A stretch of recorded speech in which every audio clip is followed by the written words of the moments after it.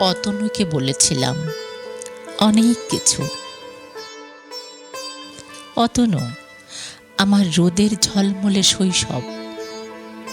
কেউ ভালো থাকার জন্য ব্যাকুল হয়, কেউ বা ভালো রাখার জন্য ব্যাকুল থাকে। একটা অতৃপ্তি, আরেকটিতে থাকে অপূর্ণতা। দুটোর পার্থক্য বিশাল, বিপরীত ধর্মী। কেউ শুধু চায়, তৃপ্তি পায় না।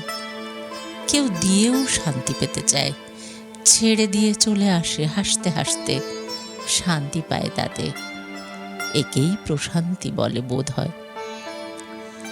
অতনু আমাকে প্রশান্তি বলে ডাকত, মনে পড়ে। একদিন জানতে চেয়েছিলাম প্রশান্তি কেন বলে আমায়।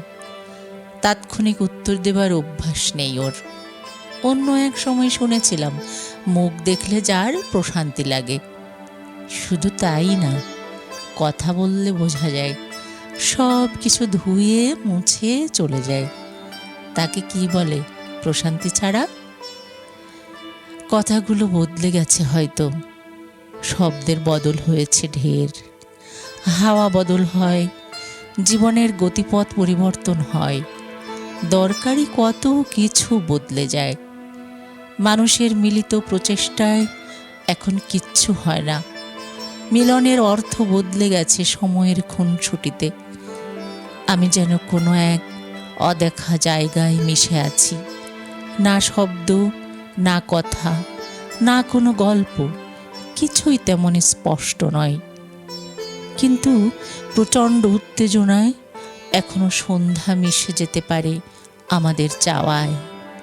কিভাবে মিশেছিল সেই অপরূপ চাওয়া মনে নেই। যাওয়া প্রস্তুতে আসে, তাকে মনে না রাখতে চাইলেও দৃঢ়ভাবে থেকে যায়, কিছুতেই ম্লান হয় না। কোনো কোনো বিকেল অজান্তেই গান গেয়ে ওঠে, আবার কোনো কোনো বিকেল একা কেঁদে ওঠে। বিষণ্ণ শব্দের সাথে যুক্ত হয় ধ্রুপদী আকাশ। কেউ না জানুক, আকাশ জানে। এখন শরতের হাওয়া, গায়ের সাথে লেপ্টে থাকা কাপড়ের ঘ্রাণ, শব্দ ছাড়া আমার সাথে আর কিছু কখনো থাকেনি। শব্দের মধ্যেই নিজেকে ডুবিয়ে রেখেছি সারা বেলা। মনের রহস্য উন্মোচন পৃথিবীর সবচেয়ে কঠিন কাজ। মানুষের মন আছে, এটা যারা মানে না তারাও মন ভালো রাখার দাবি জানায়, এমনকি চ্যালেঞ্জ রাখে। কি অদ্ভুত ব্যাপার না? অথচ নিজের মনের খবরই বা রাখতে পারে কজন? লালন বলেছে, আপন ঘরের খবর নেয় না। আমরা কি তা নিতে পারি?